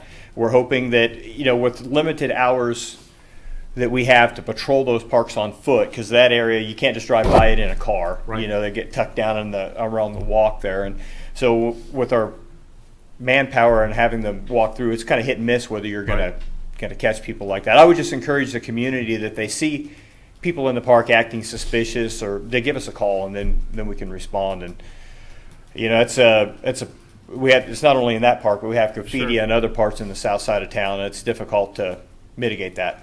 I always thought that if we'd hire not a police officer, a security officer, his job was to patrol all the parks all night. I mean, that's something we need to visit with. So, what do you think of something like that? That's kind of what we did, if you recall. I can't remember if it was this year or last year when we added to the PSA program. They basically act as security guards, and we implemented that park patrol. So we hired 2 part-time people specifically for that purpose, and they patrol the parks every evening. Typically it depends on the hours, but typically from 5 to midnight or 7 to midnight. And in the summertime, we expand those hours. In the wintertime, we cut them back a little bit. And so, but they have to hit every park. So they go all the way from Orchard Park to Rice Park down to Cary Park and touch all those. So in reality, they're only in those parks, each park a short period of time, because we only have really 1 patrol. Right. I get a monthly report on that, and I think last month we had somewhere between 48 and 50 hours Yes, sir. of dedicated security park patrol with limited. Last month was the first month that we didn't have any issues that were addressed by that park patrol. So, I think that we need to maybe add more people to it, because we put so much money in our parks and they're getting painted and everything else. We need to do something to protect our parks. So maybe that's certain, we can visit with that later. yeah, that's certainly a council's decision. Correct. If we wanted to add a couple more security people on a part-time basis financially, Correct. it wouldn't be a huge impact to the general budget. If we wanted to add a couple more spots for that and double that park patrol, in fact, where I'm sitting at right now with unused salaries, I could easily accommodate with my current budget if we wanted to add a couple more people to that. But that would be at the direction of the council. And I do think some of these homeless people hear somebody walk through and they go hide. I mean, they're not dumb, So that's why they're not finding. You understand what I mean by that? So Yes, sir. So we'll address that later. I think. Thank you for your time. Yes, sir. Mr. Contral, I've got a question for you, sir. Yes, sir. You sent us an email on the salt situation. Are you gonna do that in your manager report or what? They said something about trying to help them, or what's going on with that? So the request has been an evolving one, and the real situation has never changed, and that is that there's about $800,000 worth of culverts that need to either be lined, replaced, partially phased for replacement. And there's complexity added to that because it's not just a roadway, it's also a railway that goes across it. So we have an opportunity to spend quite a bit of money to line those culverts so that it won't interfere with their operations, and come up with a product that is not quite as widely proven as some of the other technologies because this product's only been out, I think, since 1988 or something like that, from what I heard. I'm more accustomed to, and I think even our engineering department is more accustomed to knowing what the expectations are lifespan-wise of other repair methods, such as a typical galvanized metal culvert. There's varying ranges of gauge of metal and things like that. So we know what that repair is. We know approximately what it's going to cost. The alternate road that's being used right now is one that is servicing the needs of the business owner. It's not ideal. It's temporary. And it's one where I think they're requesting additional resources as far as material be applied to the alternate road.